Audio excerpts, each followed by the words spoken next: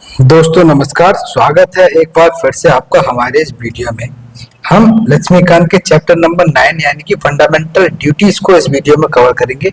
इससे last video में मैंने जो है वो डीपीएसपी को कंप्लीट किया था और उससे पहले फंडामेंटल राइट। तो इस तरीके से मैं काफी ज्यादा लेक्चर है जो पॉलिटी बुक है इस पर बना चुका हूँ। ठीक है, आज का जो हमारा वीडियो रहेगा वो रहेगा फंडामेंटल ड्यूटीज पर। तो चलो शुरुआत करते हैं फंडामेंटल ड्यूटीज की। कि जैसे हमारे कॉन्स्टिट्यूशन में राइट्स हैं, उसी तरीके से जो ड्यूटीज हैं उनको भी जोड़ा गया था। तो ये क्यों जोड़ी गई थी, क्या जोड़ने के पीछे कारण थे, ठीक है, कब जोड़ी गई थी, वो सभी चीज जो है वो इसमें हम कवर करेंगे। जैसे कि जो राइट्स हैं और ड्यूटीज हैं हमारे सिटीजन्स की, वो कोरिलेटिव है। कोरिलेटिव कैसी है, इंसेपरेबल है। The original constitution mention only the fundamental rights and not the fundamental duties. यानी कि अगर मैं यहाँ से यहाँ तक इस पूरे पैराग्राफ की बात करूं तो इस पैराग्राफ में बताया गया है कि जो राइट्स और ड्यूटीज हैं एक नागरिक की, वो एक दूसरे से रिलेटेड है, कोरिलेटिव है, यानी एक दूसरे से जुड़ी हुई हैं और इनसेपरेबल है। यानी कि इनको अलग भी नहीं किया जा सकता। कि ऐसा नहीं है किसी भी कि आपको राइट्स दे दी जाए और आपको कोई ड्यूटी ना हो। तो आप इस तरीके से अगर किसी भी पर्सन को या नागरिक को हम बात करें, किसी को राइट्स दे दी जाते हैं और उस पर अगर कोई फाउंडेशन नहीं है, राइट्स नहीं है, तो वो डेफिनेटली उन राइट्स, ड्यूटीज नहीं है तो डेफिनेटली उन राइट्स की वो मिसयूज करेगा। तो उसी तरीके से बताया गया है कि इनसेपरेबल है, यानी कि जहां बात होगी राइट्स की वहां ड्यूटीज की भी बात होगी।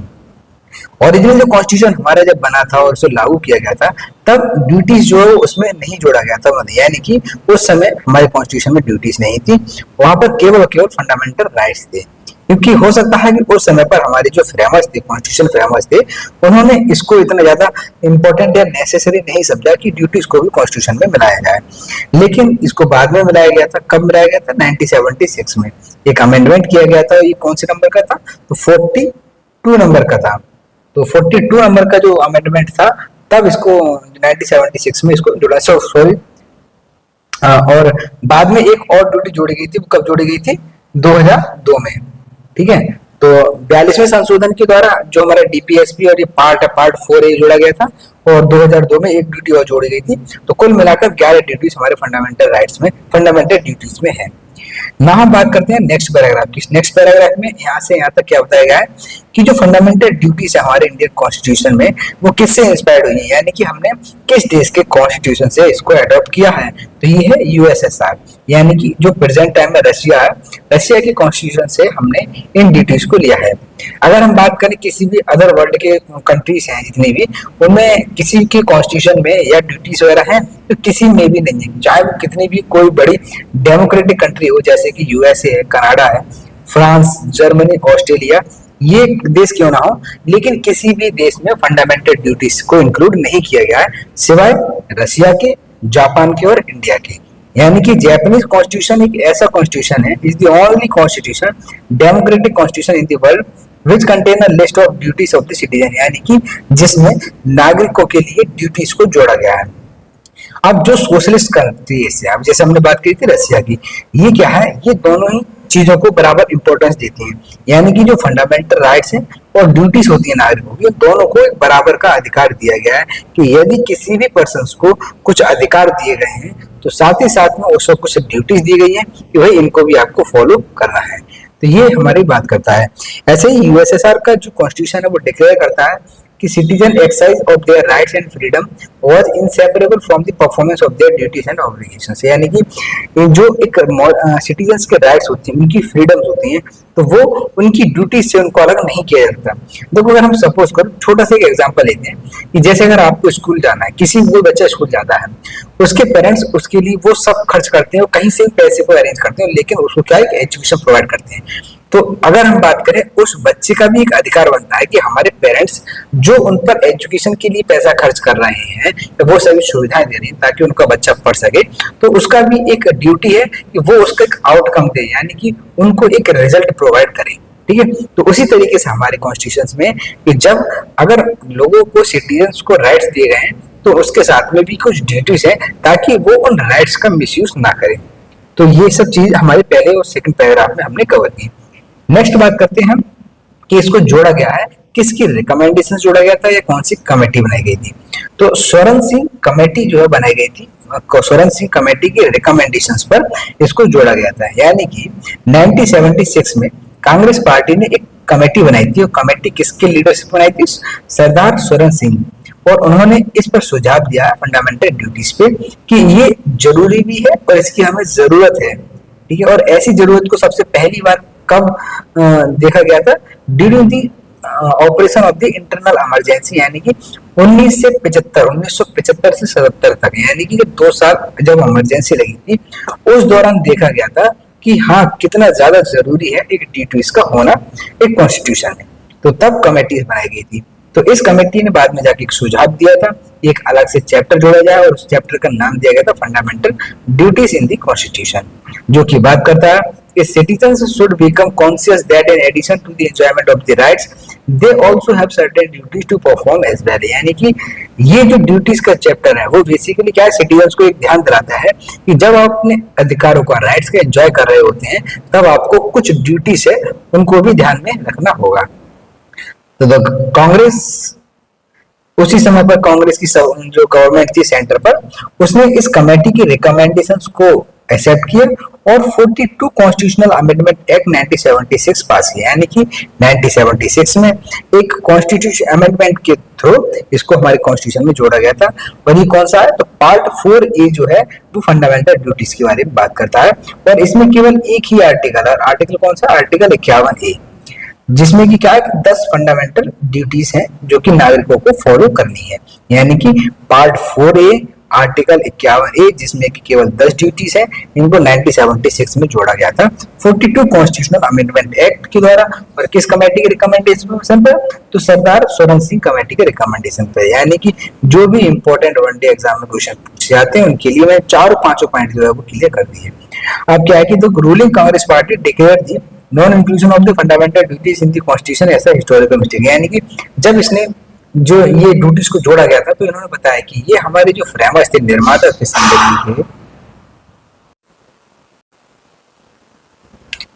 तो ये जो निर्माता थे हमारे संविधान के, उनसे एक बहुत बड़ी गलती हुई है कि जो इन्होंने इस चैप्टर को संविधान में नहीं जोड़ा था। ये कहते हुए इन्होंने हवाला दिया था और फिर इस चैप्टर को जोड़ा है, ठीक है। तो जो कमेटी थी, इस कमेटी की रिकमेंडेशन की बात करें तो इस कमेटी ने बहुत सारी रिकमेंडेशन दी थी, ये केवल 10 रिकमेंडेशन नहीं थी। तो इस रिकमेंडेशन में से केवल 8 रिकमेंडेशन जो थी उनको फंडामेंटल ड्यूटीज के तौर पर कॉन्स्टिट्यूशन में जोड़ा गया था 1976 में, ठीक है। और 3 और जोड़ दी गई थी, यानी कुल मिलाकर 10 जो है वो जोड़ी गई थी। अगर हम बात करें तो इन कमेटीज ने कुछ ऐसी रिकमेंडेशन दी थी जो कांग्रेस पार्टी ने उस समय पर रिफ्यूज कर दी, लेकिन अगर उनको जोड़ दिया जाता तो वो एक कह सकते हैं कि हमारे कॉन्स्टिट्यूशन पे एक अच्छा कदम हो सकता था। जैसे कौन कौन सी जो कमेटीज थी उसको रिजेक्ट कर दिया था।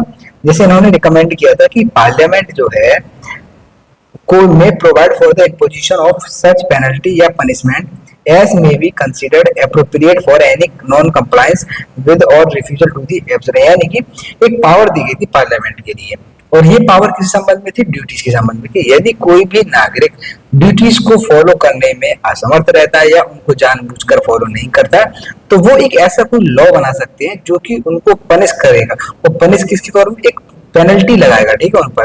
यदि कोई भी इनको विलफुली यानी जानबूझकर उनको ओबे नहीं करता है तो उन पर एक पेनल्टी लगाई जाए। ये प्रोविजन था, इसको भी उन्होंने इसमें नहीं जोड़ा। दूसरा था कि नो लॉ इम्पोजिंग सच पेनल्टी या punishment shall be called in question in any court, ठीक है। अब इन्होंने लिखा कि अगर ऐसा कोई भी पार्लियामेंट के द्वारा लॉ बनाया जाता है जो पेनल्टी की बात करता है या पनिशमेंट की बात करता है तो उसको किसी भी कोर्ट में इंक्वायर नहीं किया जाएगा, यानी उस पर कोई भी क्वेश्चन नहीं पुटअप किया जाएगा। तीसरी रिकमेंडेशन थी ड्यूटी टू पे tax would also be a fundamental duties. यानी कि जो एक नागरिकों का अधिकार होता है कि उनको टैक्स पे करना है, ठीक है, उसको भी एक फंडामेंटल ड्यूटीज जो है वो बनाई जानी चाहिए। तो ये 3 ऐसी रिकमेंडेशन थी जो पार्टी इस कमेटी में तो दी थी, लेकिन जो पार्टी थी कांग्रेस पार्टी ने उसको इंक्लूड नहीं किया फंडामेंटल ड्यूटीज की लिस्ट में। नेक्स्ट हम बात करते हैं, अब एक लिस्ट बताई गई है कि उस लिस्ट में कौन कौन सी है। तो 51A जो आर्टिकल है इसमें टोटल कितनी है? 1% में 11 ड्यूटीज है, ठीक है। तो ये 11 ड्यूटीज है वो किसके बारे में बात करती है? जो फंडामेंटल ड्यूटीज की। तो पहली ड्यूटीज क्या है कि to avoid by the constitution respect its ideal institution national flag and national anthem. यानी सबसे पहला यही है कि हमें अपना संविधान है उसका सम्मान करना है, या हमारे संविधान जो भी विचारक रहे हैं हमारे इंस्टीट्यूशंस के, यानी कि राष्ट्रीय झंडा है, राष्ट्रीय गान है, संविधान, इन सभी चीजों का हमें रेस्पेक्ट करना है। दूसरा बात करता है कि जो नोबल आइडियाज थे, यानी कि नेशनल स्ट्रगल, हमारा जो देश आजाद हुआ था, तो उस संघर्ष के दौरान जो भी प्रेरणात्मक स्रोत रहे थे, उन सभी को हमें क्या है, उनके जो आइडियल्स विचारों हैं उनको फॉलो करना है। तीसरा है to uphold and protect the sovereignty unity integrity of the Indian. हमारे देश की एकता, अखंडता और संप्रभुसत्ता है, इसको बना के रखना है और इसको प्रोटेक्ट करना है। ठीक है। चौथी है to defend the country and render national service when called upon so, यानी कि हमें अपने देश को सुरक्षा प्रोवाइड करनी है, उसे डिफेंड करना है, और जब कभी भी अगर देश को जरूरत हो तो हमें अपना आगे आना होगा देश की सेवा के लिए।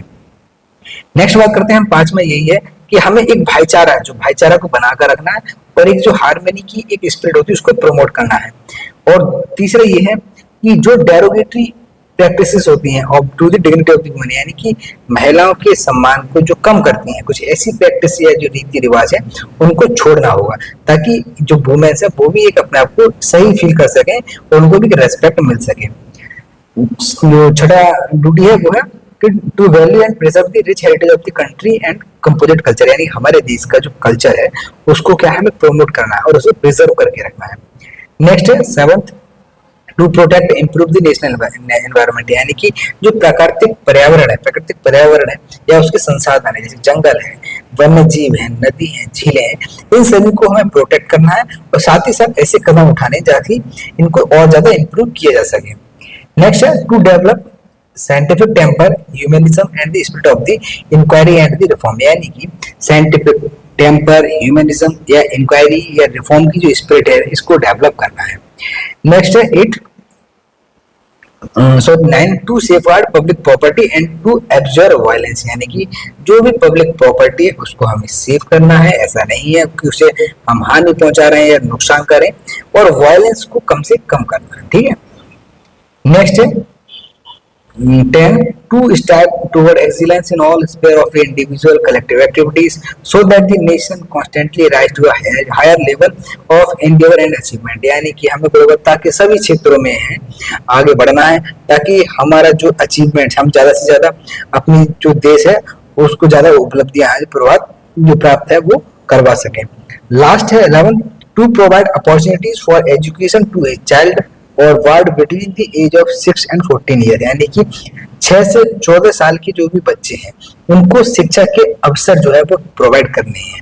ये जो ड्यूटीज है इसको बाद में जोड़ा गया था, कब जोड़ा, 2002 में 86 कॉन्स्टिट्यूशनल अमेंडमेंट एक्ट के द्वारा जोड़ा गया, यानी कि ऊपर की जो 10 है ए से लेकर जे तक वो जोड़ी गई थी कब, 1976 में 42 कॉन्स्टिट्यूशनल अमेंडमेंट एक्ट के द्वारा, जबकि जो लास्ट वन है 6 से 14 साल के बच्चों के लिए शिक्षा के बारे में बात करती है उसे 2002 में जोड़ा गया है। तो ये हमारी 11 ड्यूटीज है जो कॉन्स्टिट्यूशन में ऐड की गई और 11 ही आपको याद करनी है।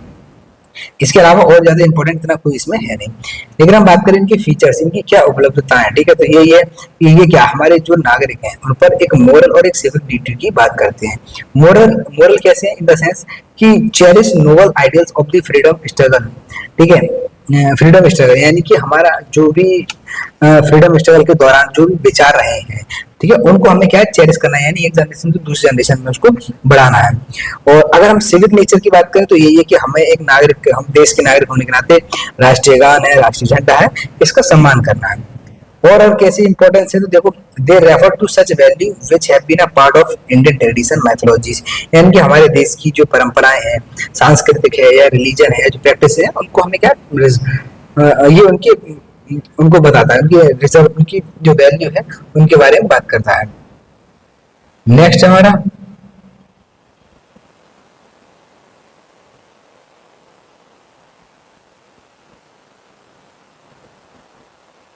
नेक्स्ट ड्यूटी बात करता है थर्ड, तीसरी फीचर्स के बारे में बात करें तो जैसे हमारे फंडामेंटल राइट्स हैं वो सभी नागरिकों के लिए हैं, कि जैसे चाहे वो सिटीजन हो या फॉरेनर्स हो, सभी के लिए फंडामेंटल राइट्स हैं। जो थर्ड फ्यूचर की बात कर रहे थे कि जैसे हमारे फंडामेंटल राइट्स हैं वो सभी के लिए हैं, चाहे वो सिटीजन हो या फॉरेनर्स हो, लेकिन फंडामेंटल ड्यूटीज है वो केवल सिटीजन तक ही कन्फाइंड इनको रखा गया है, यानी कि ये फॉरेनर्स के लिए नहीं है।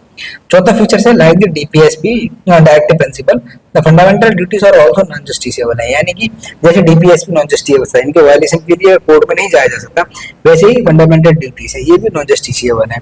कॉन्स्टिट्यूशन ने कोई भी एक मैकेनिज्म प्रोवाइड नहीं की है कि इनको लागू करने के लिए आप कोर्ट्स वगैरह जा सकते हैं। मोreover अगर हम और बात करें, ना ही कोई ऐसा एक लीगल सेंशन है अगेंस्ट द वॉल्यूशन की, यदि कोई भी व्यक्ति या कोई भी नागरिक के फंडामेंटल ड्यूटीज की अगर कोई वॉल्यूशन करता है तो उसके अगेंस्ट जो है ना कानूनी कार्रवाई या कोई लीगल एक्शन ली जा सके, ऐसा कोई प्रोविजन नहीं है।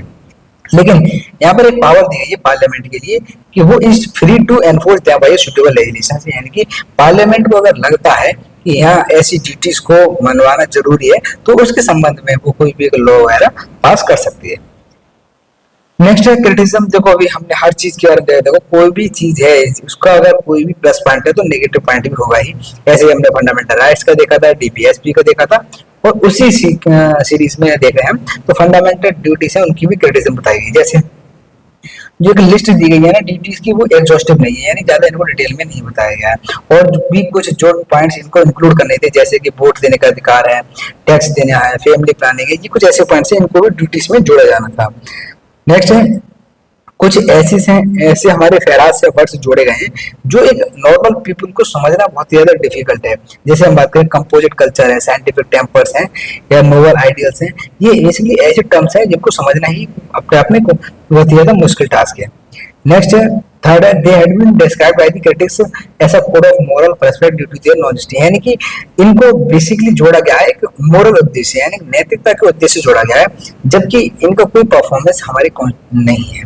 यानी देखें जब इनको लीगली अगर एनफोर्स नहीं किया जा सकता तो उस चीज को इतना ज्यादा इंपॉर्टेंस वगैरह नहीं दी जाती है। फिर नेक्स्ट पॉइंट है कि their inclusion in the constitution was described by the critics as a superfluous, यानी कि वो ये कि इनको जोड़ा गया है, इसको एक तरीके से क्या एक सुपरफ्लुअस कहा गया है।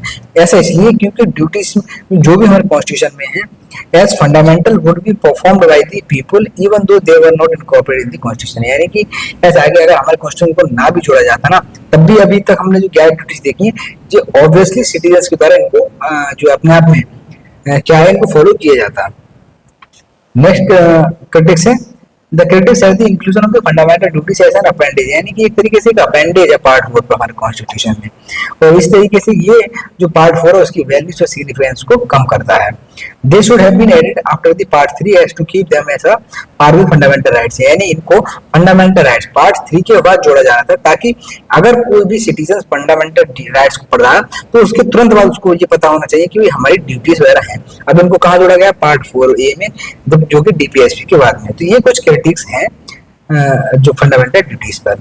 अब सिग्निफिकेंस की बात करें हम, सिग्निफिकेंस क्या है इसका, तो पहला यही है कि एक नागरिकों को ये ध्यान दिलाते हैं कि भाई आप अपने जो राइट्स इनको एंजॉय कर रहे हो तो उसके साथ साथ में आपकी ड्यूटीज है ताकि अपने देश सोसाइटी और सिटीजन्स के नाते उनको फॉलो करें। दूसरा है ये उनको एक वार्निंग भी देता है, जैसे कि जो भी एंटी नेशनल एक्टिविटीज होती हैं जैसे झंडे को राष्ट्रीय झंडे को जला देना है, पब्लिक प्रॉपर्टी को डैमेज करना, ये उनके अगेंस्ट जो है वो वार्निंग देता है। ठीक है, they serve as a source of inspiration for the citizens and promote a sense of discipline commitment among them, यानी कि ये एक तरीके से नागरिकों में एक इंस्पिरेशन का सोर्स है जो कि उन्हें बताता है कि कैसे उन्हें डिसिप्लिन में रहना है। ठीक है, और उनके कैसे उनको कमिटमेंट करना है, यानी कि जो देश हमारा संविधान में जो भी चीजें बताई गई है कि हमें अपने देश को आगे तरक्की करनी है, ठीक है, और एक बड़े ऊंचे स्तर पर ले जाना, तो जो कमिटमेंट किया उसको फॉलो भी करना है। इन सब चीजों के बारे में वो ध्यान दिलाता है। नेक्स्ट है ये ड्यूटीज जो है वो हेल्प करते हैं कोर्ट्स को examining the determine the constitutional validity of the law, यानी कि एक लॉ की क्या संवैधानिकता है उसको डिटरमाइन करने में कोर्ट्स की ये मदद करते हैं। ठीक है, तो ये सब सिग्निफिकेंस है and they are enforceable by the law, hence the parliament can provide for the imposition of appropriate penalty and punishment of their failure to perform any work, यानी कि क्या है कि भला से ये नॉन एनफोर्सेबल नॉन जस्टिसेबल है by the court, लेकिन पार्लियामेंट जब चाहे तो किसी के संबंध में कोई भी लॉ पास कर सकता है और उसके अकॉर्डिंग कोई भी पेनल्टी है वो लगा सकता है इनके वायलेशन पर। ठीक है, तो ये कुछ इनकी सिग्निफिकेंस के बारे में बात करता है।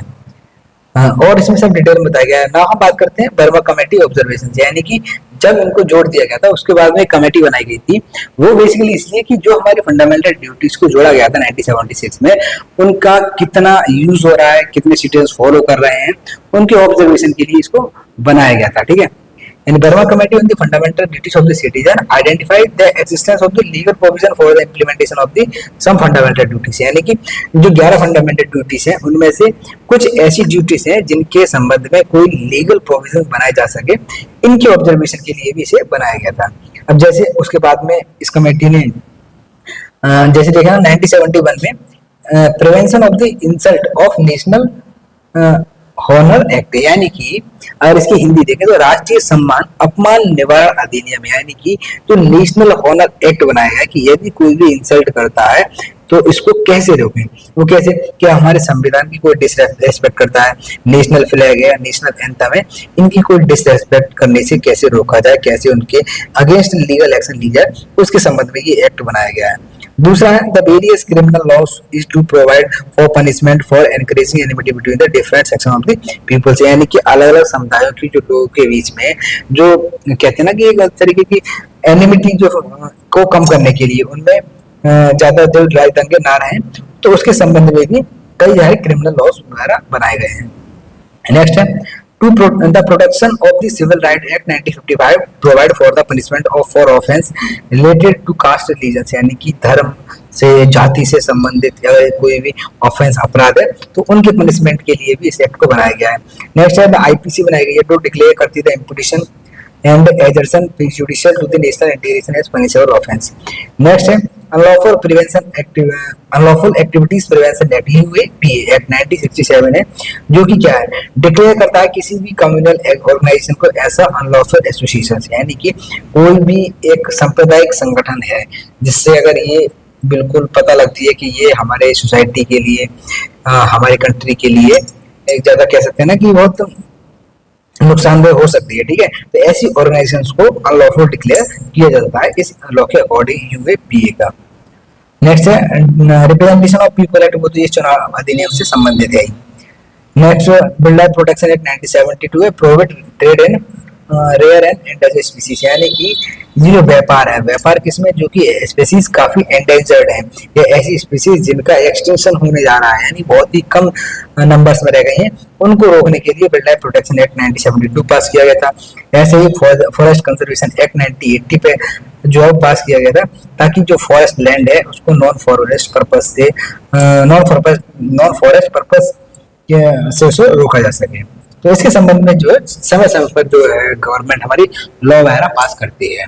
तो ये रही हमारी फंडामेंटल ड्यूटीज का चैप्टर जो हमने इस वीडियो में कवर किया है, यानी कि जो भी 11 फंडामेंटल ड्यूटीज हैं उसको हमने कवर किया। कैसी लगी वीडियो कमेंट में जरूर बताएं, साथ ही साथ चैनल को लाइक करें, शेयर करें, ज्यादा से ज्यादा अपने दोस्तों के साथ सब जो है इसको शेयर करें और सब्सक्राइब करना ना भूलें। मिलते हैं नेक्स्ट वीडियो में अमेंडमेंट ऑफ द कॉन्स्टिट्यूशन वाले चैप्टर के साथ में।